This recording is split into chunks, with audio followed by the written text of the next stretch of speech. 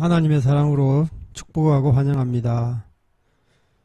오늘 저희에게 주신 하나님의 말씀은 창세기 2장 18절로 25절 말씀, 창세기 2장 18절에서 25절 말씀 우리 한번 보겠습니다. 자, 우리 다 같이 봉독하도록 하겠습니다. 시작. 여호와 하나님이 이르시되 사람이 혼자 사는 것이 좋지 아니하니 내가 그를 위하여 돕는 배풀을 지으리라 하시니라. 여호와 하나님이 흙으로 각종 들짐승과 공중의 각종 새를 지으시고 아담이 무엇이라고 부르나 보시려고 그것들을 그에게로 이끌어 가시니 아담이 각 생물을 부르시는 것이 곧 그 이름이 되었더라. 아담이 모든 가축과 공중의 새와 들의 모든 짐승에게 이름을 주니라. 아담이 돕는 배필이 없으므로 여호와 하나님이 아담을 깊이 잠들게 하시니 잠들매 그가 그 갈빗대 하나를 취하고 살로 대신 채우고 여호와 하나님이 아담에게서 취하신 그 갈빗대로 여자를 만드시고 그를 아담에게로 이끌어 오시니 아담이 이르되 이는 내 뼈 중에 뼈요 살 중에 살이라. 이것을 남자에게서 취하였은즉 여자라 부르리라 하시니라. 자, 우리 24, 25절 끝까지요. 이러므로 남자가 부모를 떠나 그 아내와 합하여 둘이 한 몸이 이룰지로다. 아담과 그의 아내 두 사람이 벌거벗었으나 부끄러워하지 아니하니라. 우리 그레이스 교회에 오신 여러분, 주님의 이름으로 환영하고 축복합니다. 잠깐 광고 드리면, 저희들이 이제 새롭게 마련된 성전으로, 가정에서 예배를 드리다가 옮겨가는데요. 지금, 리모델링 공사하고 있습니다. 예.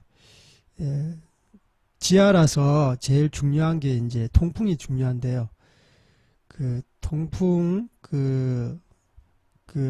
공기를 빨아내는 모터가 고장나서 교체를 하고, 그리고 조명등을 좀 이렇게 좀 갈고, 또 이렇게 장시간 동안 그 지하에 문을 닫고 있었더니 이제 그 곰팡이 때문에 곰팡이 그것도 제거하고, 제일 중요한 건 통풍인데 그 통풍을 이렇게 공기를 빨아들이는 모터만 이렇게 저희들이 새 걸로 교체했는데 잘 안 빨리더라고요. 그래서 조사를 해봤더니 천장 위에 올라가서 이제 후레쉬를 켜고 관을 봤더니 그 쥐들이 그 통풍구 그 호스 같은 관에 구멍을 엄청 뚫어가지고 그 사실 이렇게 환풍하는 그 기능을 제대로 못 하더라고요. 그래서 다시 한번 그 업자를 불러가지고 그 관을 다 교체하는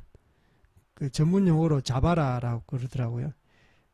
그 환풍구 구멍에서 저기 바퀴 외부까지 모든 관을 이렇게 교체하는 이 공사를 해야 제일 중요한 게 예배 드리고 거기서 기도해야 되는데 이 통풍이 안 되고 환풍이 안 되면 오래 기도하다가도 이제 이 공기가 탁하고 공기가 습하고 또 매캐하니까 오래 기도하지 못하고 목이 따갑고 그 예배하고 하나님 앞에 그 기도하는 게 굉장히 지장을 되거든요. 그래서 그 공사도 하고 또 페인트 칠도 좀 칠하고 여하튼 간단하게 하려고 하는데 시간이 많이 걸립니다. 그래서 생각나시면 공사 순조롭게 잘 마무리될 수 있도록 또 귀한 성전에서 하나님께 예배하는 이제 그런 장소 그레이스 교회가 될 수 있도록 기도해 주셨으면 감사하겠습니다.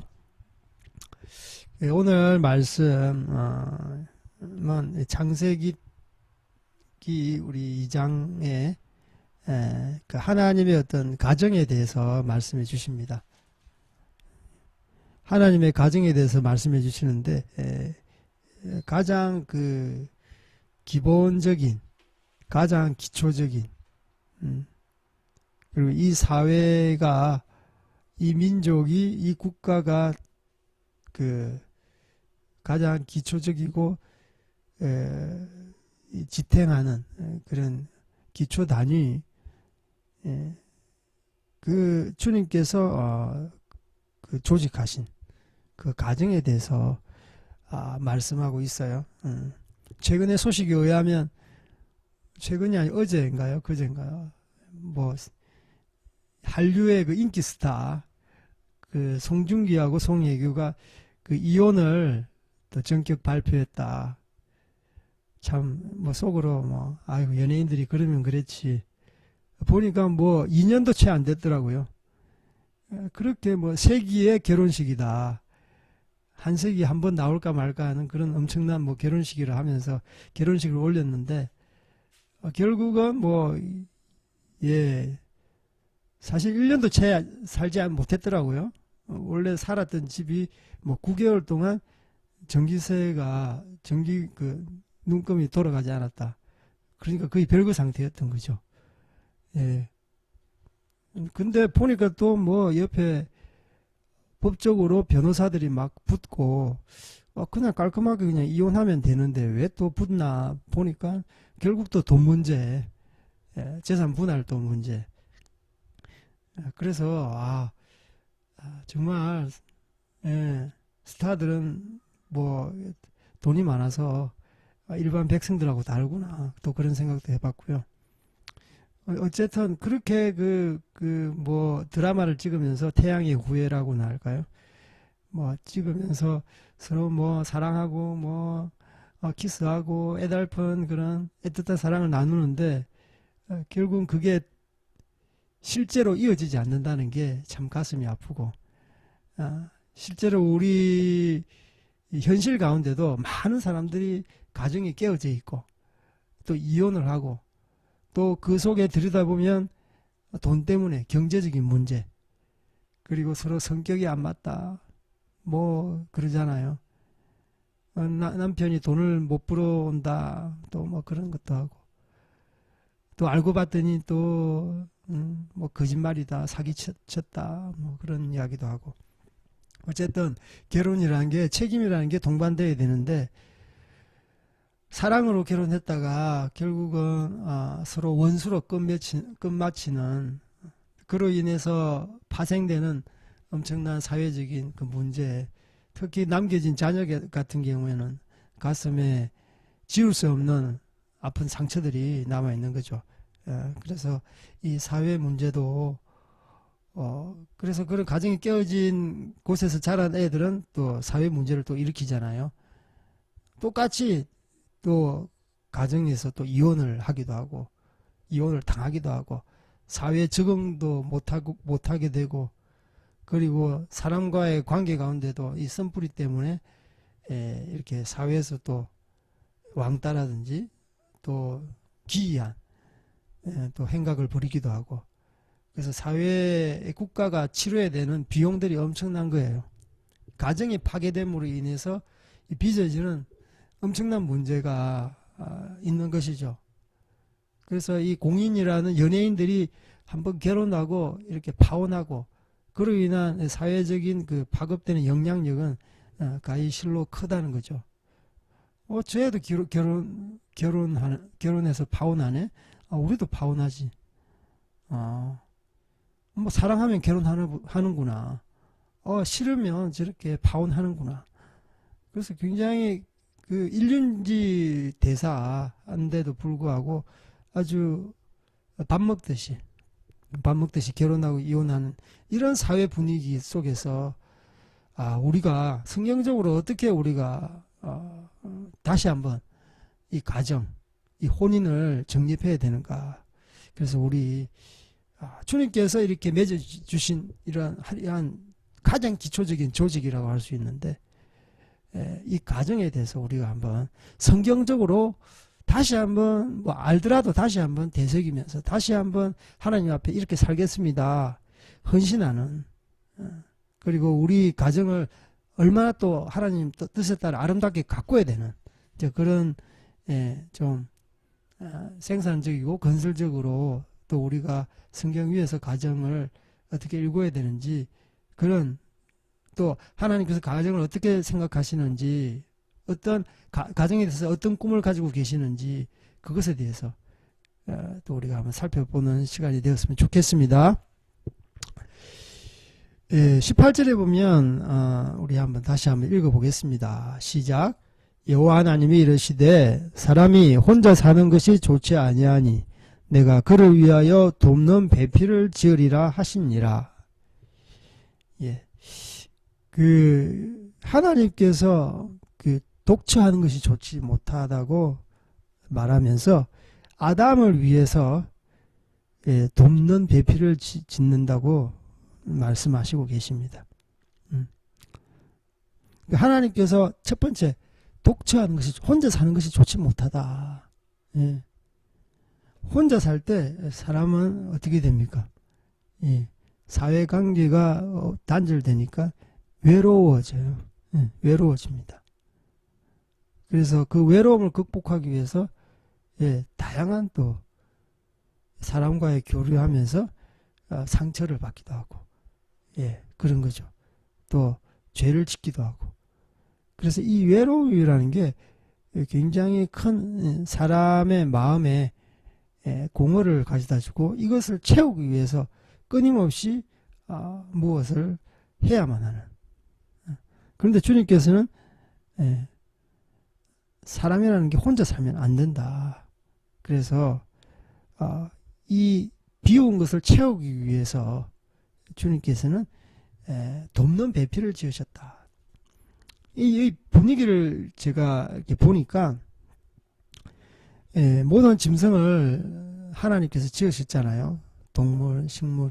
맨 마지막에 이제 아담아를 가지고 아담을 지었는데, 흙으로 사람을 지었는데, 아담이 보니까 이제 이름을 짓잖아요. 네가 다 관리하는 거니까. 아담은 네가 다 관리해라. 그래서 이름을 하나하나 지어줄 때 동물들을 이렇게 특징을 보면서, 그리고 아담에게로 오잖아요. 생각해 보세요. 이름을 지으면 눈으로 봐야 되잖아요. 코끼리, 코가 기니까 코끼리라고 했으면 좋겠다. 기린, 목이 기네.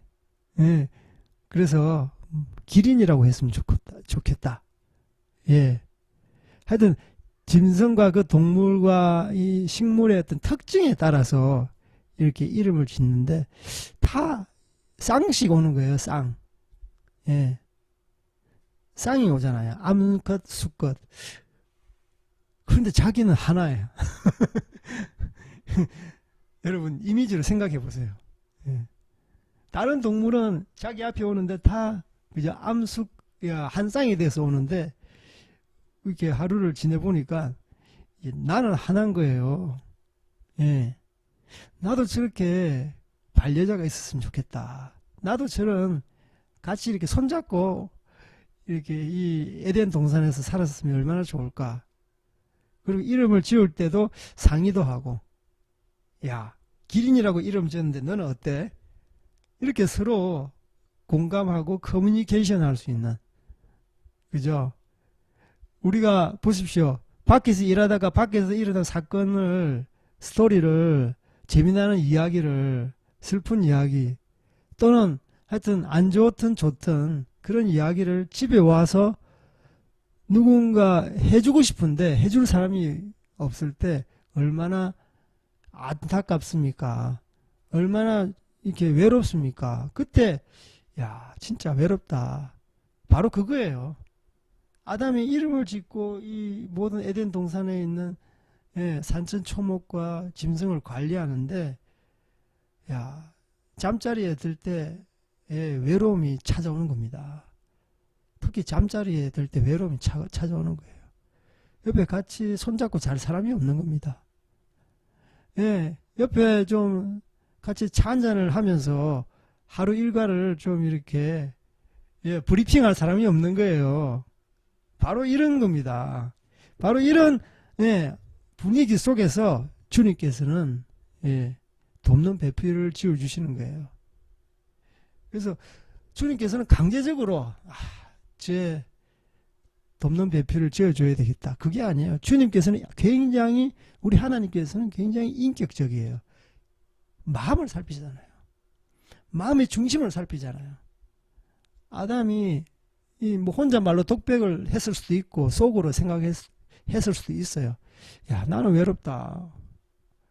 내같이 생긴 사람 한 사람도 없고 하나님 뭐 이렇게 비슷한 사람 있었으면 좋겠습니다. 이런 마음 안 들겠어요?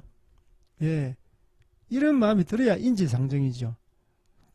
그래서 하나님은 아담의 마음을 아시고 야, 외로워하구나. 그래, 독처하는 게 좋지 않지. 그러면서 독처하는 게 좋지 않다. 그러면서 돕는 배필을 지어주세요. 역할이 똑같으면요, 예, 역할이 똑같으면 서로 부딪히잖아요. 여기도 그 하와를 주님께서 지으실 때 거기에 대한 아이덴티티, 정체성에 대해서 이야기하고 있잖아요. 돕는 배필. 그래, 아담 너를 잘 도울 수 있는 헬퍼, 돕는 배필을 너에게 짓게 하겠다. 너희를 위해 짓게 하겠다라고 하나님께서 말씀하시잖아요. 그래서 이 2장 18절에 보면 그 하나님이 아담의 마음 속을 아시고 아담의 마음 중심을 아시고 또 아담과 충돌되지 않게 잘 서로 이렇게 도울 수 있는, 특별히 아담을 잘 돕고 아담을 잘 말을 잘 듣고 순종할 수 있는 그런 배필을 만들겠다, 그런 말을 하는 거죠. 19절 한번 읽겠습니다. 시작. 여호와 하나님이 흙으로 각종 들짐승과 공중의 각종 새를 지으시고 아담이 무엇이라고 부르나 보시려고 그것들을 그에게로 이끌어 가시니 아담이 각 생물을 부르시는 것이 곧 그 이름이 되었더라. 우리 20절요. 아담이 모든 가축과 공중의 새와 들의 모든 짐승에게 이름을 주니라. 아담이 돕는 배필이 없으므로 21절 여호와 하나님이 아담을 깊이 잠들게 하시니 잠들매 그가 그 갈빗대 하나를 취하고 살로 대신 채우시고. 예, 보세요. 제가 이제 조금 전에 이야기했던 것처럼 이 생물을 부르시고, 예, 부르니까 앞으로 왔겠죠. 이름을 짓고 그러면 그 이름이 되는 거예요. 모든 가축, 공중의 새, 들의 모든 짐승이 아담에 의해서 이름이 지어주는 거예요. 그래서 서술적으로 이야기하는 거예요.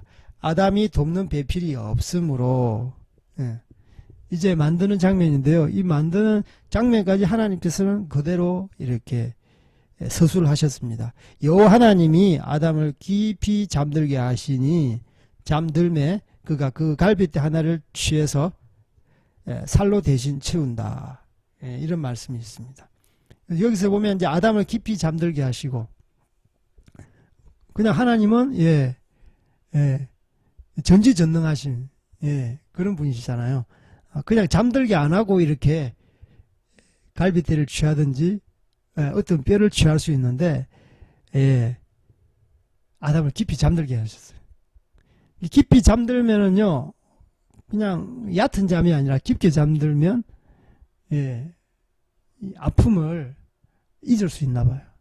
그래서 여기서 예전에는 수술을 할 때 의사가 환자를 수술할 때 굉장히 아팠어요. 어떤 다리가 썩어간다, 절단할 때, 그 입에다가 어떤 그 수건, 천을 물리잖아요. 그래서 손을 갖다가, 양손을 갖다가 이렇게 결박하고. 그런데 이 성경을 통해서 지혜를 깨닫는 거예요. 야, 깊게 잠들게 해서 하나님은 수술하셨다. 깊게 잠들게 해서 수술하신 거예요. 이것을 통해서, 그래, 마취. 사람을 어떻게 하면 깊게 잠들게 할 수 있을까? 그러면서 마취제를, 그래서 국부 마취, 전신 마취, 다양한, 그래서 마취가 굉장히 중요합니다. 마취를 잘못해서 다시 깨어나지 못하고 그렇게 죽고 식물인간이 되는 사람들이 꽤 많아요. 그래서 마취하기 전에 항상 그 사인을 하잖아요. 그래서 하나님이 아담을 깊게 잠들게 하심으로 통증을 갖다가 없애주셨어요. 못 느끼게 해주셨어요.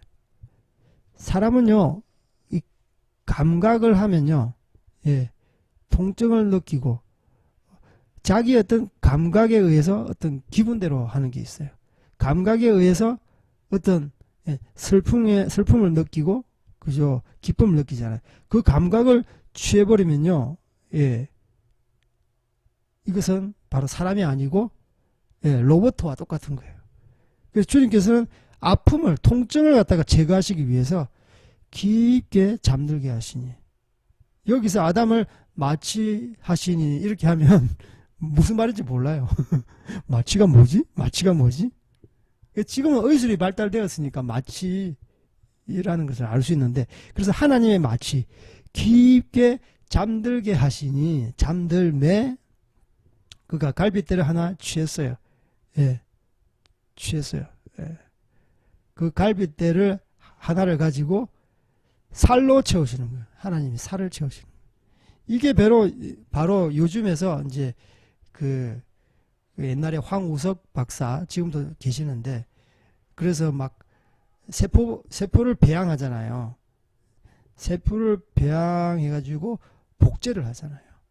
이제 그래서 이 의학자들도 이걸 보면서, 아, 배양을 할 수 있구나. 세포를 배양할 수 있구나. 그래서 그것을 통해서 어떤 똑같은 똑같은 짐승을 만들잖아요. 둘리. 아무튼 주님께서는 갈빗대 하나를 취해서 살을 붙여가지고 사람하고 똑같이. 그래서 아담은요, 흙으로 이렇게 아담을 지으셨지만 하와는 재료가 다릅니다.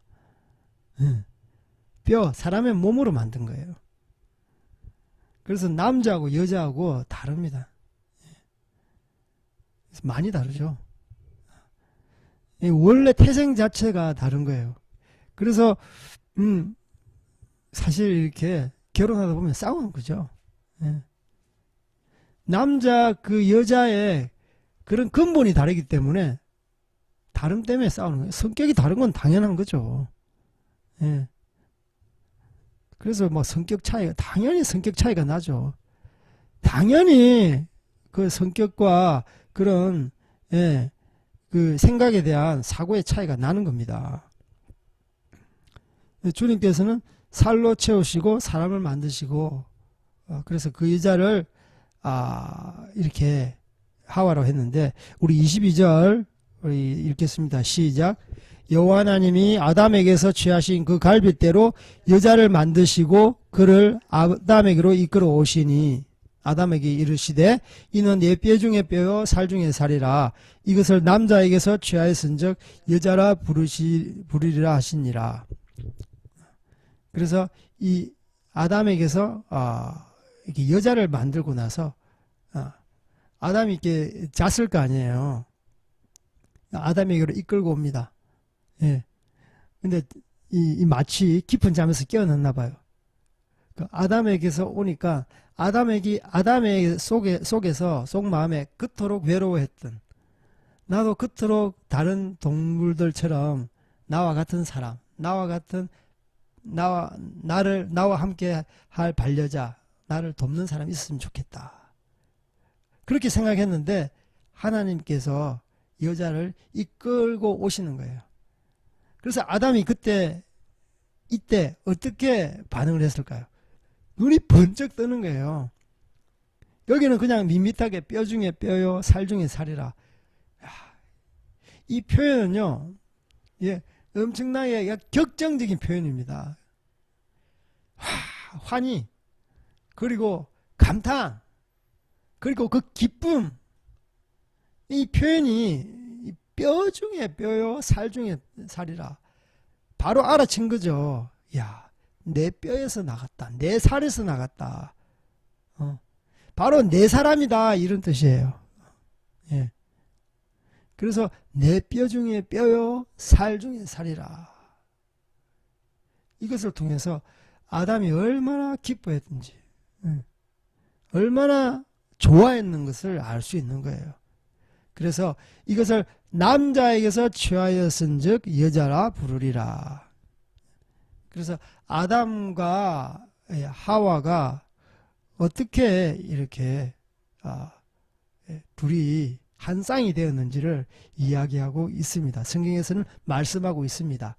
우리 24, 25절 시작. 이러므로 남자가 부모를 떠나 그 아내와 합하여 둘이 한 몸을 이룰지로다. 아담과 그의 아내 두 사람이 벌거벗었으나 부끄러워하지 아니하니라. 그래서 주님께서는 이제 뒤에 이 가정에 대해서 이야기하고 있습니다. 아담과 하와. 이 당시에는 뭐 결혼식이 없는 거죠. 예. 그냥 서로 그냥 동침하는 거예요. 동침하는 거예요. 예. 내 뼈 중에 뼈요, 살 중에 살이라. 그 동물들도 쌍식 자기 그 경계를 정해서 거주하잖아요. 예. 똑같이 예. 우리 아담도 하와와 함께 여자와 함께 똑같이 결혼식 예전에 어디 있습니까? 동사무소에 등록하는 게 어디 있습니까? 그죠? 중국에는요 결혼식 하면 경찰서에 등록해서 결혼증을 국가에서 발급받아요. 그래서 인증샷을 해서 이렇게 SNS에 올립니다. 우리 결혼했다. 예. 그거 보고 굉장히 우습더라고요. 결혼증도 있구나. 공산당에서 예, 남자와 여자가 이렇게 결혼했다. 그런 예전에 이제 공산당에서 만들어졌는데 지금은 경찰서에서 만들어주더라고요. 아무튼 아담과 하와 시절에는 그런 게 없었어요. 일단 서로가 그냥 한 몸이 된 거예요. 내 뼈 중에 뼈요, 살 중에 살아. 이 말 뜻은 한 몸이란 뜻입니다. 그래서 부모를 떠나서요. 부모를 떠나서 아내와 합하여 둘이 한 몸이 된다고 뒤에서 딱 나오잖아요. 그래서 뼈 중에 뼈, 살 중에 살이 그대로 24절에 설명하는 겁니다. 그래서 우리가 부모에서 태어났잖아요. 우리의 부모가 없으면, 우리의 조상이 없으면 지금의 우리의 자아가 없는 것이죠. 그래서 다른 분위기, 다른 환경, 다른 어떤 경제적인 조건, 다른 지방 풍습에서 태어났어요. 그런데 성격 차이가 난다, 내하고 안 맞다.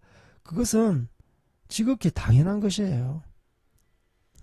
뭐 경상도에서 태어나든 전라도에서 태어나든 그죠? 강원도에서 태어나든 그리고 또 뭐 바닷가에서 태어나든 뭐 깊은 산골에서 태어나든 환경은 달라요. 환경의 지배를 받기 때문에 또 가정의 지배를 받기 때문에 다를 수밖에 없는 거예요. 그래서 어떻게 하면 서로 거기에 적응하는 것이죠. 그래서 사랑으로 결혼한 것은 어떻게 보면 허상에 불과합니다. 사랑에 결혼한다면, 사랑 때문에 결혼한다는 것은 어떻게 보면 허상을 쫓고 있는 거예요. 진정한 사랑이라고 물론 해석을 해야 되는데 사람들은 마음에 가는 대로 내가 이 여자가 좋으니까 저 여자도 나를 사랑하니까 결혼하자. 결혼 뒤에 발생되는 수많은 문제가 있어요. 어떤 문제에 대해서 생각이 다르면 우리가 어떻게 할까? 자녀 교육에 대해서 어떻게 할까? 그리고 경제 문제에 대해서 어떻게 할까? 서로 어떤 부딪힐 때, 갈등 날 때 우리는 어떻게 해결할까? 이런 모든 것을 갖다가 시뮬레이션 해봐야 되는 것이죠. 그럼에도 불구하고 나는 이 여자와 이 남자를 끝까지 사랑하겠다.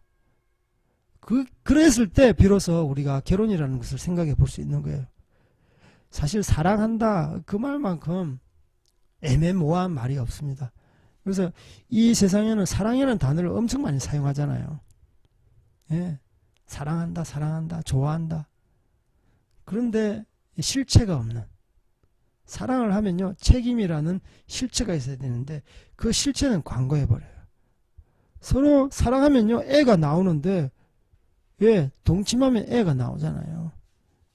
거기에 대한 책임이 없어요. 그 자녀를 끝까지 사랑해야 되는 것이죠.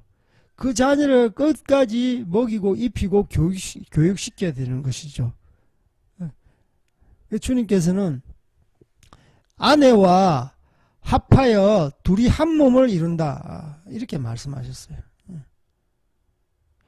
그러니까 전혀 나하고 다른 여자, 다른 남자, 이 백그라운드가 다른, 환경이 다른 여자와 다른 남자와 결혼해서 한 몸이라는 것은 뗄래야 뗄 수 없는, 예, 분신, 예, 끔과 끔종이가 항상 따라다니듯이, 예, 실과 바늘이 항상, 예, 따라다니듯이 한 몸이라는 것이에요.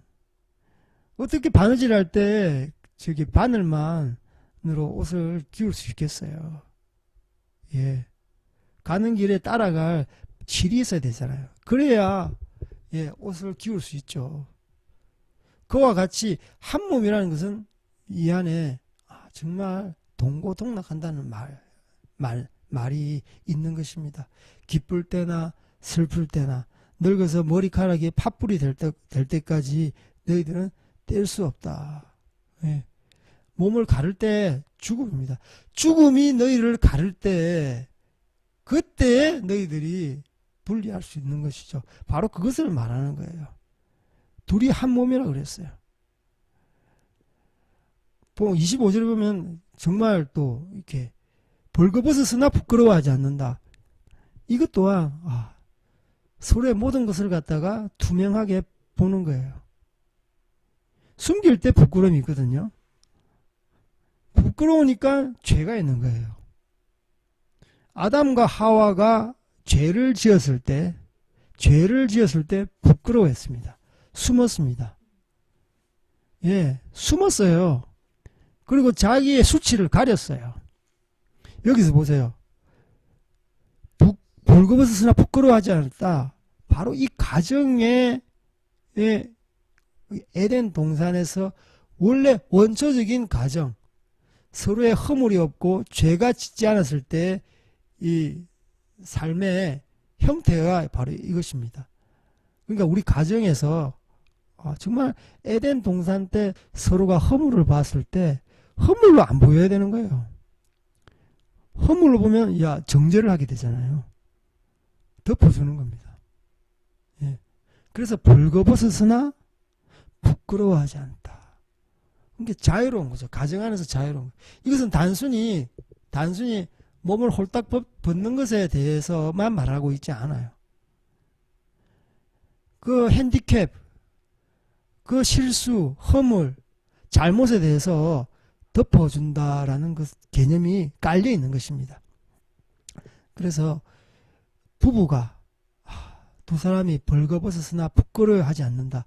이것은 우리가 실제적으로 신체적인 그런 벌거벗은 것도 서로가 한 몸을 섞을 때 아이고 부끄럽다 그게 아니고 서로 안아주고 포옹해주고 덮어주듯이 똑같이 이 사람이 실수했을 때, 이 사람의 허물이 파헤쳐졌을 때, 부끄러움이 드러났을 때 그것 또한 내 몸이니까 덮어주고 포옹해주고.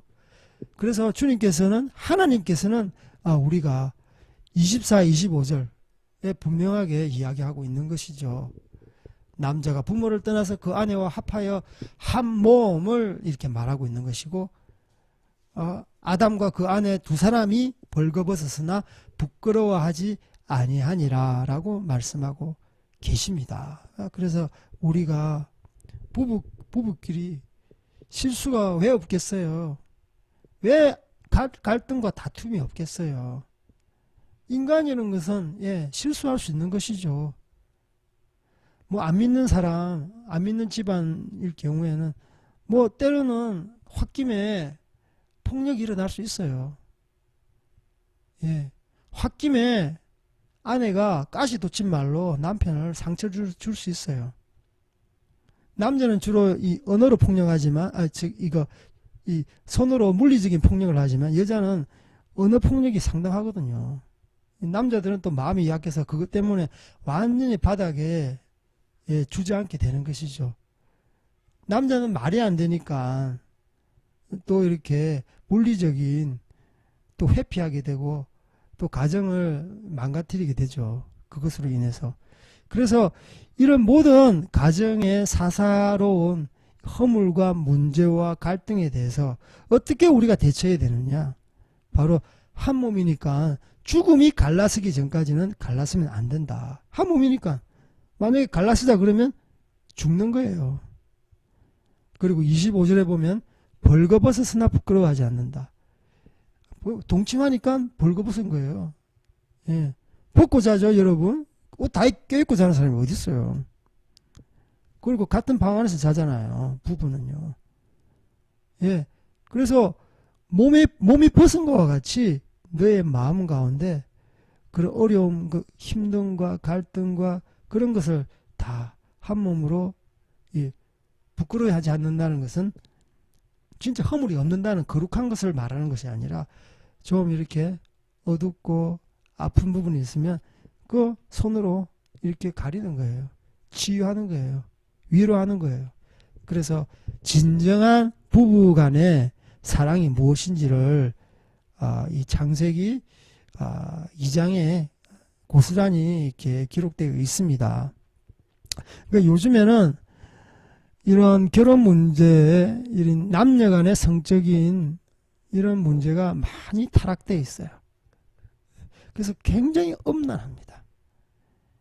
결혼 전에 혼전 순결을 잃는 것은 이제는 뭐 귀여워요. 사실 문제도 안 됩니다. 지금 고등학교, 중고등학교 자유연애 사상이 만연해 있어요. 예, 성인도 아닌데 성인들도요. 뭐 성인식을 하더라도 대학생, 뭐 청춘 남녀, 직장인 할 것 없이 예, 미성년자가 지금 그렇다니까요. 예, 보세요. 집 주변에 얼마나 많은 모텔들이 있습니까? 룸사롱들이 있습니까? 근데 그런 곳에서 애들을 키우면 안 되겠죠. 어쨌든 뭐 예전에 저희들이 생각지도 못했던 것, 뭐 도서관에 가끔 가면 야, 저 중고등학생 좀 보이는데 서로 손잡고 서로 키스하고 난리도 아니에요. 부끄럼도 없어요. 그러니까 안 보면, 어른들이 안 보면 무슨 지신들 못 하겠습니까? 이제 그만큼 이 나라 이 성이 타락되어 있다는 거죠. 타락되어 있다는 거예요. 그래서 동성애 문제도 그 중에 하나입니다. 혼전순결이 지켜지지 않으니까, 예, 1단계가 지켜지지 않으니까 그냥 2단계, 3단계로 나가는 거예요. 이제 남녀 간의 그 성교도 이제는 짜증나는 신물 나는 거예요. 남녀 간의 성관계도 이제는 너무 이제 좀 그런 거예요. 그래서 더 진하고 더 환각적이고 더 좀 이렇게 말초신경을 자극하는 동성애, 양성애, 집단적으로 또 이렇게 하는, 그래서 짐승까지도 이렇게 하는, 하나님께서는 가정이 무너질 때는요, 예, 사회의 모든 이 기초적인 것이 다 무너진다. 그래서 간음죄도 이제는 뭐 없잖아요. 서로 사랑하면, 서로 마음에 사랑하면, 예, 뭐 가정하고 상관없이, 예, 자유연애를 하고, 그래서 딴 여자, 딴 남자, 딴 살림 차리고, 제가 중국에서 티베트 쪽을 위해서 사역하고 있는데요. 야, 주재원으로 오신 분들이 혼자 오잖아요. 야, 많은 사람들이 참 가정의 그런 불화로 인해서 이혼하는 사람들이 많더라고요. 결국은 예, 이국에 와서 그런 자기 정욕을 간수하지 못하고 그렇게 딴 살림 차리고 그렇게 하더라고요.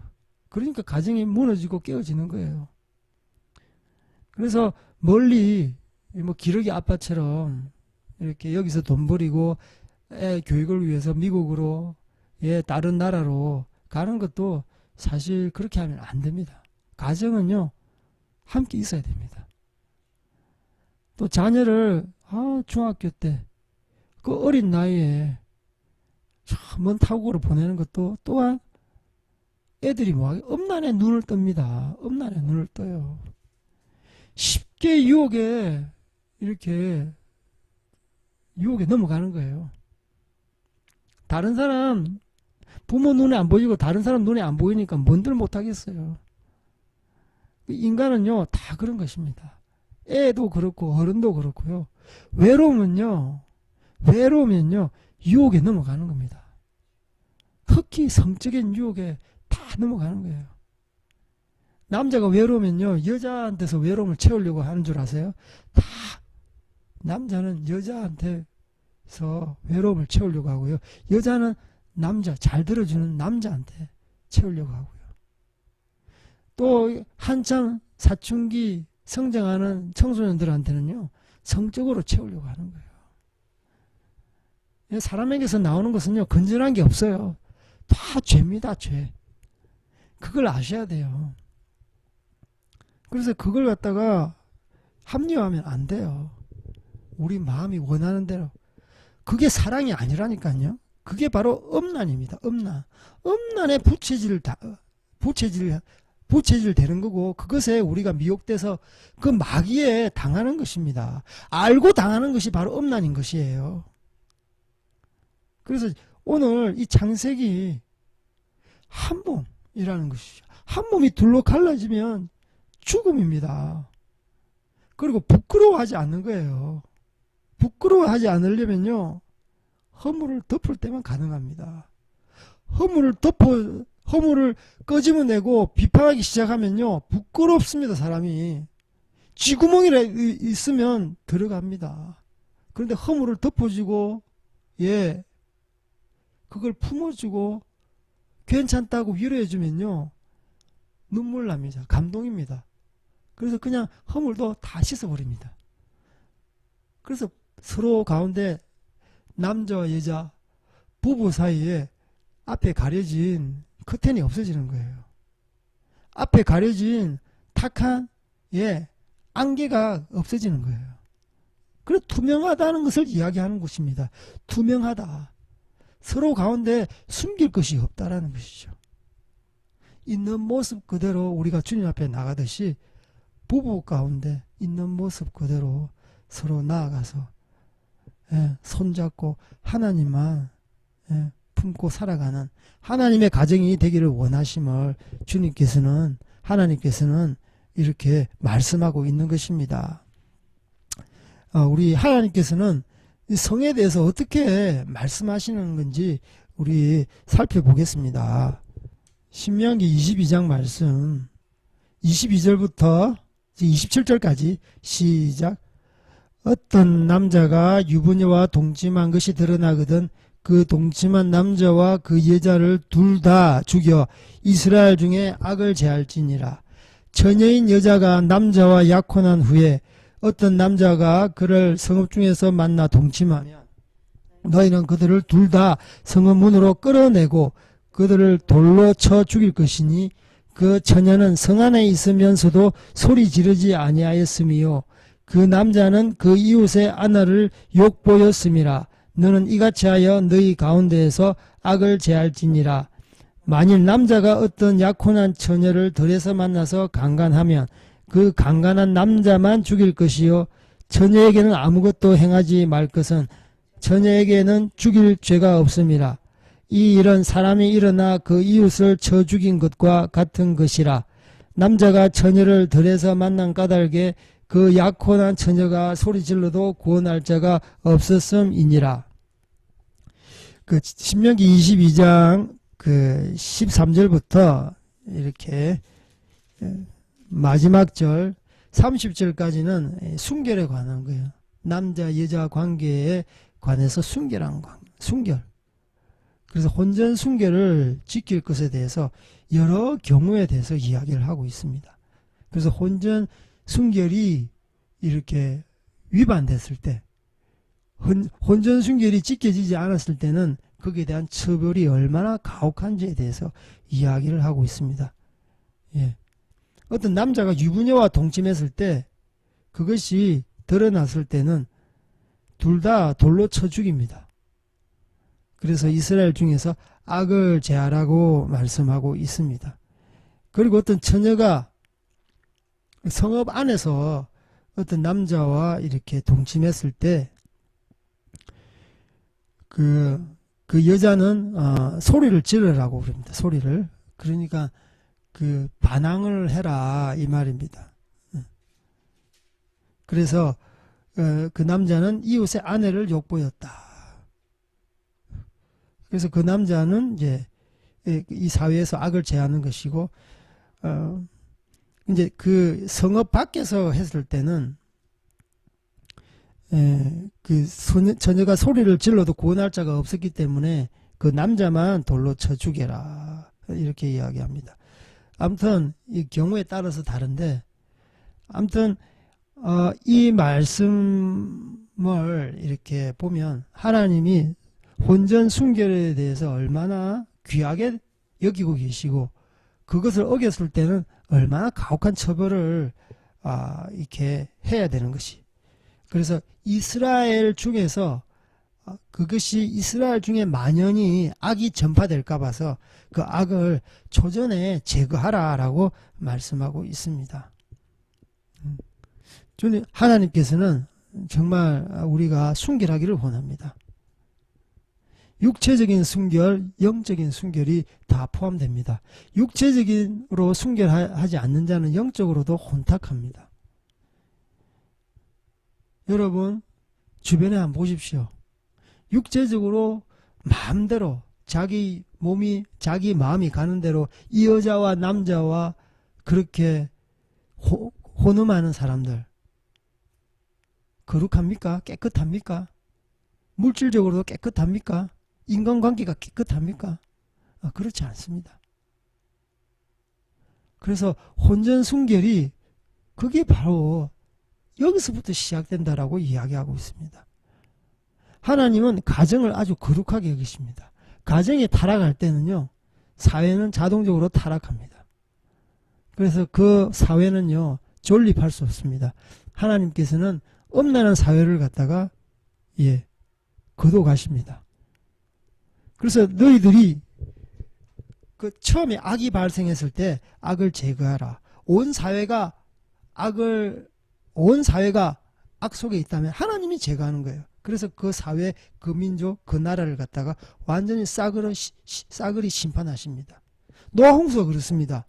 너도 나도 의인이 없는 거예요. 의인이 없어. 5명도 없어요. 그래서 싸그리 하나님께서 제거하시는 거예요. 너희들이 악을 제거하지 않으면, 특별히 이 엄란한 혼전순결로부터 파생되는 이 악을 제거하지 않으면 그 나중에 악은 내가 제거하겠다 이 말입니다. 그래서 우리에게 이미 위임 명령을 주셨어요. 너부터도 하지 말고 너희 사회도 그런 악이 발생하거든 철저하게 제거를 하라. 일벌백계 하라. 봐주지 말라는 거예요. 그래서 그 사람 본인을 위해서도 좋고, 계속 죄짓잖아요. 그 사람은 계속 엄란한 죄를 짓거든요.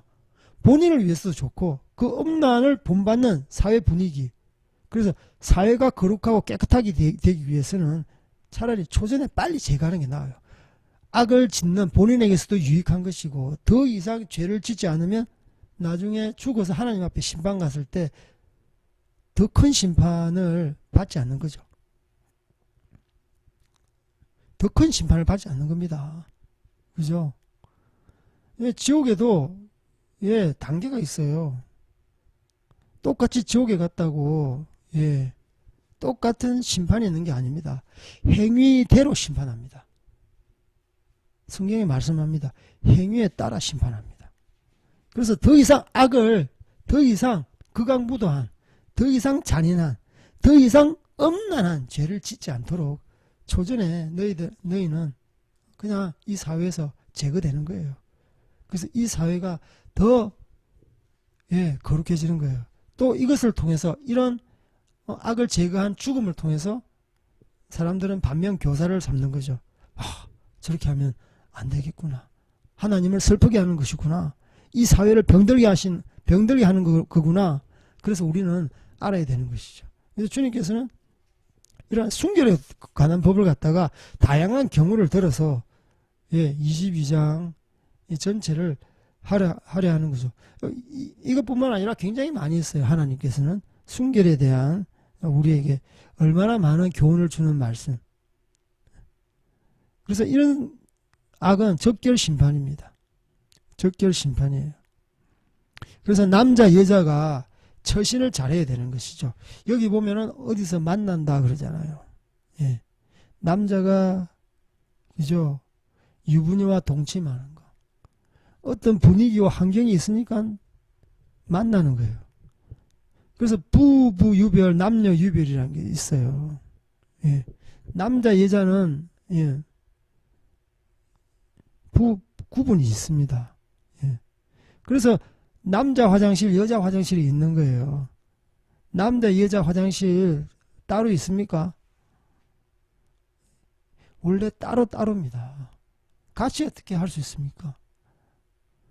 그래서 유별인 거예요.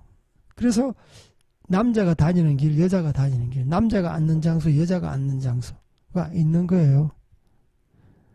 그래서 남자가 있는 곳에 웬만하면 여자가 가면 안 되고, 여자가 있는 곳에 웬만하면 남자가 가면 안 되는 것이에요. 같이 이야기할 때도 예, 그 문을 열어놓고 이야기를 하는 것이죠. 옛날에 제가 선교단체에서 간사할 때 교육을 받았는데, 선교사는 공인이다. 공인이다. 여자 사역자와 만날 때 단둘이 만나지 말아라. 그리고 사무실에 일할 때 항상 문을 열어놓고 해라. 문을 열어놓고 해라. 그리고 인터넷을 할 때도 문을 닫고 하면 안 돼요. 인터넷을 통해서 엄청난 엄난한 것들이 있기 때문에. 그래서 철저하게 엄난한 것에 대해서는 사전에 제거를 하고, 또 남자 여자가 단둘이 만나는, 특히 차 안이라든지 사무실 안이라든지, 그래서 아예 분위기를 제공하지 않는 거죠. 그 환경을 제공하지 않는 거예요. 예, 어차피 여기 보면 덜해서 어떻게 만납니까? 남자 여자. 그러니까 아예 그 마음을 열어놓은 거죠. 이걸 보면. 또 성 내에서 어떤 공간 속에 있으면요, 남자 여자는 눈이 맞게 되어 있는 겁니다. 외로우면요, 눈이 맞게 되어 있는 거예요. 호르몬이 나오는 거예요. 그러면 거기에 반응하는 겁니다. 그게 자연스러운 것이죠. 그래서 어떻게 하면 처신을 잘해야 되는가? 어떻게 하면 처신을 잘해야 되는가? 우리는 거기에 대해서 알아야 되는 것이죠. 그 미국의 부통령 그 펜스 룰이 있잖아요. 펜스 룰. 그죠? 항상 식사할 때 뭐 자기 그 아내를 데리고 간다 그러잖아요. 단둘이 어떤 여자와 그 사람이 정치인이든 인이든, 그죠? 사적인 사람을 만나러 가든, 그 사람은 항상 그 룰에 입각해서 만난다 그러잖아요. 그래서 일단 사탄의 빌미를 제공하지 않을 때 이러한 성적인 경계를 지킬 수 있는 것이죠. 그래서 자녀 교육할 때도 중요하고요. 어릴 때 남녀 유별이다. 가지 마라. 그 장소에 가지 마라. 그리고 그런 영화를 보지 마라. 핸드폰도 어떻게 어릴 때부터 핸드폰을 줍니까? 요즘에 핸드폰 보십시오. 잘못 누르면 탁 이렇게 음란한 사이트가 뜨잖아요. 음란한 사이트가 뜹니다. 게임 보십시오. 어릴 때 게임하는 거 다 음란한 거잖아요. 애니메이션으로 그려도 얼마나 성적으로 그렸는지. 그리고 자녀들한테 옷을 입힐 때도 단정하게 입히고요. 요즘에 교복을 입은데도 얼마나 그냥 엄풍을 풍긴다는 그런 말이 있잖아요. 저도 남자인데요. 와, 눈이 돌아가잖아요. 그건 뭐 청소년 할 것 없이 유부녀도 그렇고. 그래서 얼마나 제가 진짜 눈을 어디에 둘 수 없는 거예요. 눈을 어디에 둘 수 없는 거예요. 그래서 이렇게 음란하고 이렇게 엄풍이 만연한 이런 환경 가운데 살아요. 자녀들 진짜 거룩하게 키우셔야 됩니다. 자녀들을 진짜 거룩하게 키우셔야 돼요. 이거 너무한 것 아닌가 이렇게 말하시는 분들 계세요. 어떻게 시대착오적인 그런 조선시대 이야기를 하나. 여러분 진짜 지금 미혹과 유혹의 영이 도사리고 있습니다. 음란의 영이 도사리고 있어요. 우는 사자와 같이 삼킬자를 찾는다니까요. 특히 남자들한테 성적인 유혹에 너무 약합니다. 너무 약해요. 그래서 그 많이 넘어지잖아요. 자녀들도 마찬가지예요. 그런 유혹에 약합니다. 돈의 유혹도 약합니다. 돈이 많으면요 성을 취할 수 있어요. 돈 많은 사람이요 성적인 유혹을 못 견디잖아요. 돈이 많으면 여자들이 붙어요. 학벌이 많으면 여자가 붙어요. 권력이 있으면 여자가 붙는다니까요. 그게 다 돈이 있어요. 학력이 높은 사람이 돈을 많이 벌잖아요. 그래서 예전에 제가 학교 다닐 때 어떤 남자는 서울대 학생증을 갖다가 가짜로 만들어서 그렇게 여자들을 홀리더라고요. 완전히 제비. 그만큼 지금은 음란한 영으로 인해서 이 땅에는 혼탁되어 있습니다. 권력과 돈과 이 섹스가 결탁되어서 사람들을 정신 못 차리게 해요. 예전에는 어른들이었는데 지금은 중고등학생, 초등학교까지 나와 있습니다. 그래서 자녀교육요 아무리 강조해도 성에 대해서 진짜 남녀 유별하게 하고 이것만 거룩하게 해도 하나님의 그 복이 임합니다. 재물의 복이 임하고요, 장수의 복이 임하고요, 이생의 복이 있는 거예요. 우리는 내세의 복만 그렇게 추구하지 마십시오. 예수님의 믿음으로 말미암아 믿음으로 진짜 진정한 믿음을 통해서 우리가 구원을 받는데요. 이 땅에 복도 있습니다. 하나님께서 이 땅에 거지처럼 살기를 원치 않아요. 이 땅에 고생하면서 살기를 원치 않아요. 이 땅에서 풍요한, 풍성한, 윤택하고 풍성한 삶을 누리기를 원해요. 바로 이게 출발점입니다. 성적으로 순결을 지키는 것. 그것이 부부로부터, 그것이 자녀로부터 교육되어야 되는 것이죠. 그래서 부모가 이런 처신을 잘할 때 자녀는 또한 덤으로 거기에 대해서 교육을 할 수 있는 것이죠.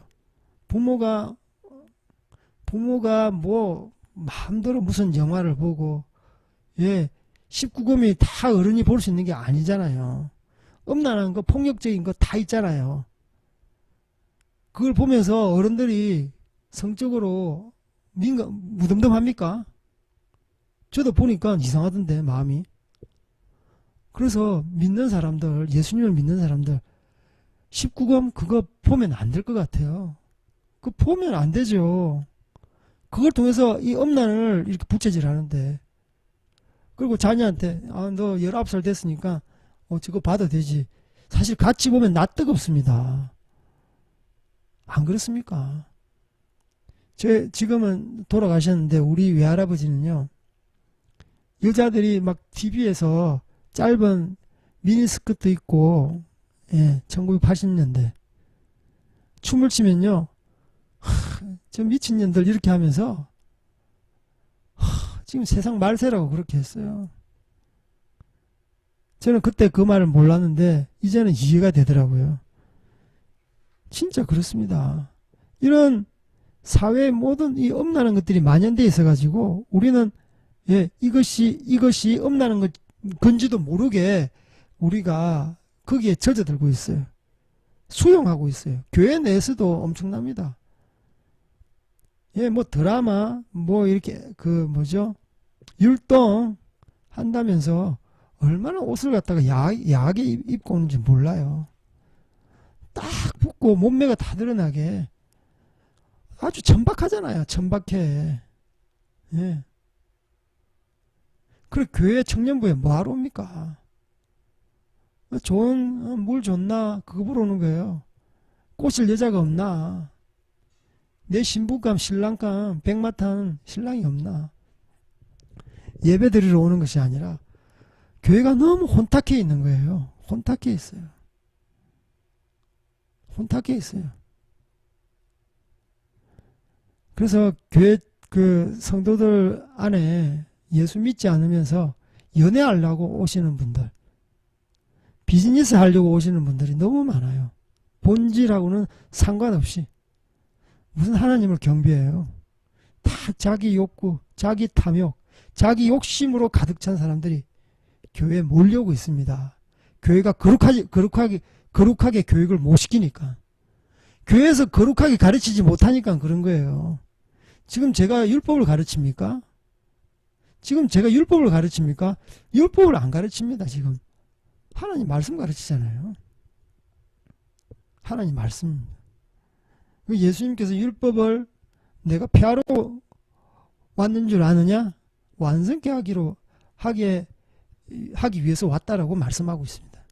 완성. 예. 율법을 지킬 때 완성됩니다. 율법을 하나님 말씀으로 이렇게 수용할 때 완성되는 것이죠. 그래서 오늘 신명기 하나님께서 그토록 순결에 대해서 강조를 하고 있는 것이죠. 강조를 하고 있는 것이죠. 그래서 특별히 부부간의 성, 이것은 굉장히 아름답습니다. 부부간의 성이 아름다워요. 결혼하기 전에 성을 지킬 때, 결혼했을 때 그 성에 대해서 진면목을 발휘할 수 있는 겁니다. 그래서 절대 떨어지지 않아요. 순결을 지키고 결혼했을 때 그 부부는 절대 떨어지지 않아요. 마치 그 풀로 이렇게 접착제를 붙였잖아요. 한번 떼면 다시 붙이려면 잘 붙지 않지 않습니까? 안 그렇습니까? 그래서 두 번, 세 번 붙이면 붙일수록 접착력은 떨어집니다. 그와 같이 남자, 여자가 한 몸이 딱 되면 예, 순결을 지킬 때만이 그죠? 완전히 NS극 자석처럼 떨어지지 않는 겁니다.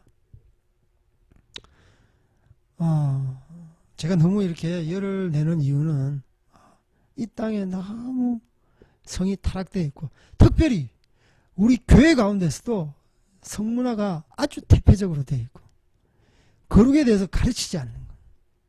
목사님 가르침도 이것에 대해서 굉장히 수용해요. 제가 예전에 청년부 사역자로 이렇게 사역할 때 이런 말을 했어요. 여러분, 여기서 혹시 연애하려고 오신 분들 있습니까? 교회는 연애하는 연애당이 아닙니다. 다음에 교회 오지 마세요. 뭐 그런 이야기 했으니까 분위기가 술렁술렁 하더라고요. 그래서 혼전 순결에 대해서 또 이야기했죠. 혼전에 순결을 지켜야 되니까 이제는 막 웃어 중간에서 꼭 뭐 천년기념물 여기 요즘 어디 있습니까? 뭐 이런 식으로 제가 꼭 왕따 되는 그런 느낌이 있잖아요. 그래서 교회 내에서도 너무나 많은 음란한 영들이 흐르고 있는 거예요. 예. 믿지 않는 남자들, 교회는 뭐 그래도 다 착한 여자들이 많으니까 물이 좋으니까 좀 신부감 고르자, 그렇게 해서 오는 거잖아요. 그래서 교회도 어느 정도 좀 수용하고, 그래서 이것에 대해서 철저하게 다루지 않으니까 교회가 욕을 얻어먹는 거예요. 욕을 얻어먹는 거예요. 그래서 철저하게 다뤄야 되는 것, 바로 이 부부간의 결혼 전에 혼전 순결, 결혼 이후에 부부간의 그런 성적인 순결, 집안에 그런 흘러나오는 샘물을 갖다 밖에 흘러내면 안 되잖아요. 안 돼요. 그래서 그것을 이야기하고 말씀하고 있는 것입니다. 우리 다른 말씀 한번 봤으면 좋겠습니다. 부부간의 그런 하나됨에 대해서 우리 말씀하고 있는 우리 전도서 4장 말씀, 8절부터 12절까지, 8절부터 12절까지 시작. 어떤 사람은 아들도 없고 형제도 없이 홀로 있으나 그의 모든 수고에는 끝이 없도다. 또 비록 그의 눈은 부요를 족하게 여기지 아니하면서 이르기를 내가 누구를 위하여는 이같이 수고하고 나를 위하여는 행복을 누리지 못하게 하는가 하여도 이것도 헛되어 불행한 노고로다. 두 사람이 한 사람보다 나으면 그들이 수고함으로 좋은 상을 얻을 것임이라. 혹시 그들이 넘어지면 하나가 그 동물을 붙들어 일으키려니와 홀로 있어 넘어지고 붙들어 일으킬 자가 없는 자에게는 화가 있으리라. 또 두 사람이 함께 누우면 따뜻하거니와 한 사람이면 어찌 따뜻하랴. 한 사람이면 패하겠거니와 두 사람이면 맞설 수 있나니 세 겹줄은 쉽게 끊어지지 아니하느니라. 아멘. 여기서 이제 그 솔로몬이 그 인생의 헛됨, 허무함에 대해서 이야기하는데, 뭐 7절에 해 아래 헛된 것을 보았도다 이러면서 이렇게 8절부터 쭉 나옵니다. 8절 하반절에 보면 내가 누구를 위하여 수고하나, 이같이 수고하나, 나를 위하여 행복을 누리지 못한다. 그래서 수고를 해서 많은 재물을 쌓아놓고, 많은 어떤 부를 축적했지만 이거 누구를 위하여 하나, 이것 또한 헛되다. 또 나를 위해서 이러한 축적한 부여도 누리지 못한다. 행복을 누리지 못한다. 이것 또한 헛되어 불행하다.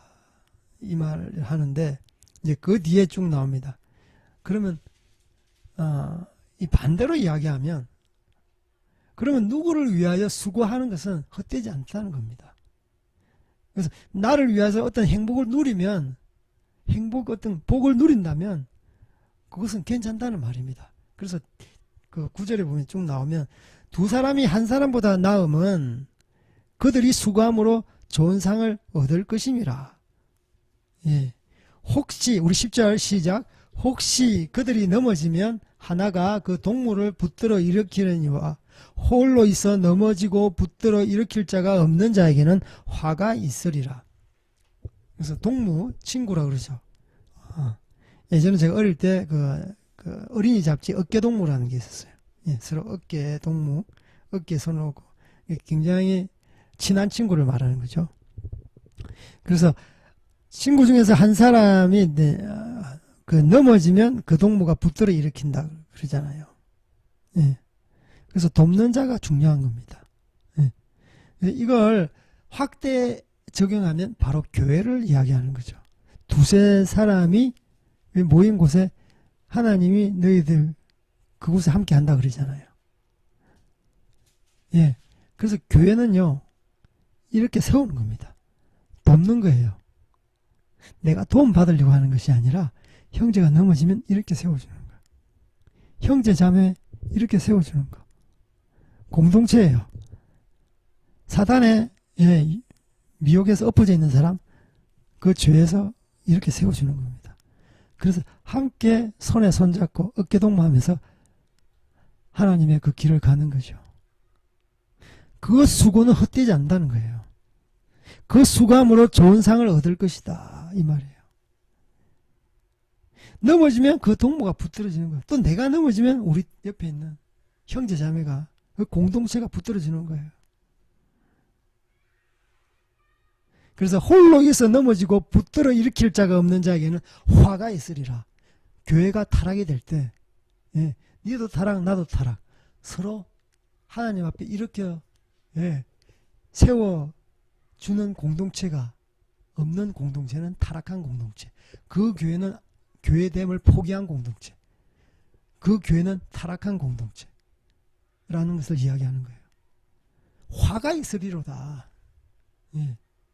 그래서 우리가 정말 이 세상에 믿음의 좋은 친구는 진짜 얼마나 값진 보석보다 귀한 것입니다. 여러분 진짜 주변을 돌아보십시오. 나를 보십시오. 진짜 친구가 있습니까? 중국어로 하오펑요라고 그러면 진짜 좋은 친구가 있습니까? 어려울 때 내가 넘어질 때 이렇게 세워주는 겁니다. 경제적으로 어려울 때 이렇게 세워주는 거예요. 허물과 잘못이 있고 실수가 있었을 때 다른 사람은 비난해도 그 친구를 이렇게 세워줍니다. 그 공동체, 그 친구가 진짜 교회, 하나님의 공동체라는 것이죠.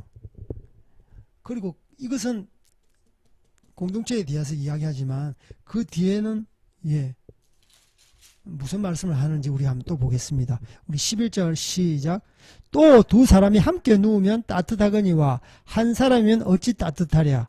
한 사람이면 패하거니와 두 사람이면 맞설 수 있나니 세겹줄은 쉽게 끊어지지 아니하느니라. 이것은 또 다른 이야기입니다.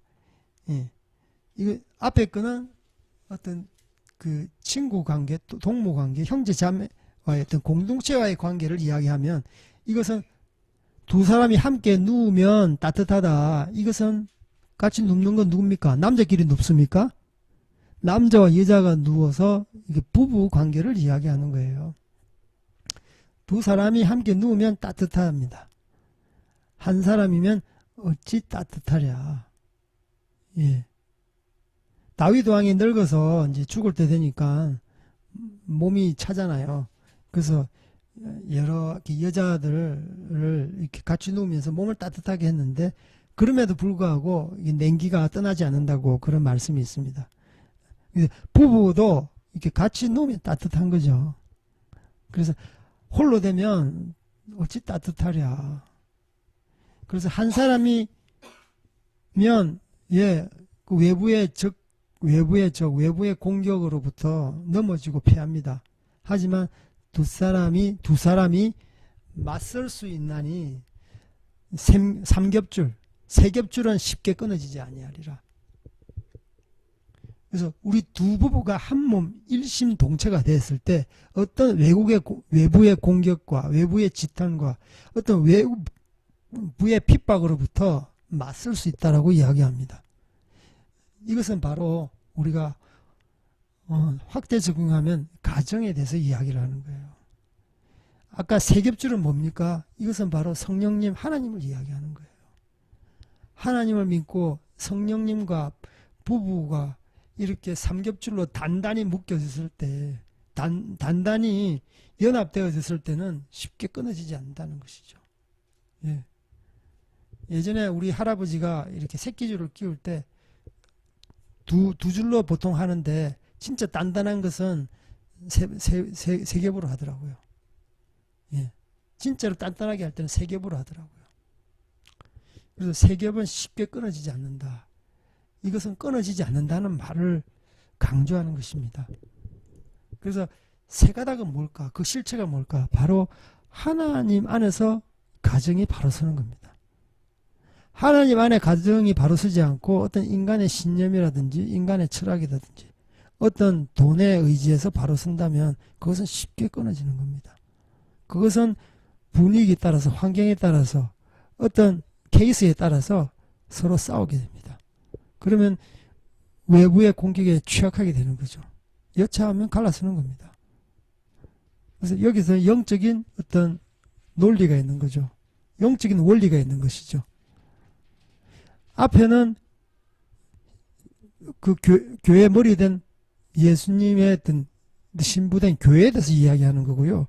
이것은 가정에 대해서 가장 하나님께서 조직한 아주 기본 단위 가정에 대해서 이야기하는 거예요.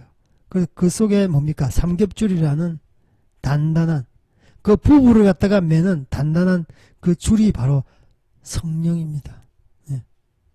하나님이 우리 가정에 함께 하셔야 돼요. 성령님께서 우리 가정 가운데 충만히 임하셔야 돼요. 성령님은 뭡니까? 거룩의 영입니다. 거룩의 영입니다. 거룩하지 않은 곳에 성령이 임재하지 않습니다. 가정은 기도하는 집입니다. 그죠? 이 교회가 거룩을 잃었을 때 교회되지 못하듯이 가정 가운데도 거룩하지 못하면 하나님께서 임재할 수 없어요. 그래서 성령이 진친 부부 사이를 단단히 매면은 그 가정에 어떤 환난과 핍박과 시련 가운데서도 능히 이겨낼 수 있습니다. 그래서 이 전도서 그러면 허무하지 않는 거예요. 솔로몬이 이야기합니다. 누구를 위하여 수고하면 목적이 있으면 나를 위해서 하면 이것은 허무한 것이다. 내가 가족을 위해서 헌신하고 내가 아내를 위해서 헌신하고 자녀를 위해서 수고하고 그것은 의미 있다. 가치 있다. 그것이 바로 거룩하다라고 이야기합니다. 그리고 이러한 부를 갖다가 누릴 수 있다면 그것 또한 살만한 가치가 있다. 그래서 가정에 와서 같이 나누고 누리고 그리고 남편은 밖에 나가서 수고를 통해서 나를 위해서 수고하는 것이 아니라 가정의 자녀를 위해서 아내를 위해서 그것을 수고하는 것은 굉장히 거룩한 것이라고 이야기합니다. 그리고 가정 가운데 거룩의 영 성령이 충만히 임해야 되는데 바로 순결할 때 부부가 순결할 때 자녀들이 혼전에 순결할 때 이 사회는 거룩하게 하나님 안에서 세워지는 것입니다. 오늘 제가 앞뒤 없이 전도서와 창세기와 신명기 말씀을 가지고 정말 이 땅에 혼탁하고 특히 음란한 영이 창궐한데 우리 믿는 가정이 믿는 부부가 믿는 자녀가 어떻게 살아야 될까? 또 우리 교회가 어떻게 말씀을 전파하고 이 순결에 대해서 가르쳐야 될까에 대해서 잠시 나누었습니다. 그래서 우리가 하나님의 순결한 신부로서 이 땅 가운데서 살아가시길 그리고 우리 그레이스 또 우리 많은 믿는 우리 가정들이 이 땅에서 순결과 거룩을 지키면서 이 땅 가운데서 살아가시기를 주님의 이름으로 축복하고 기도합니다. 아멘.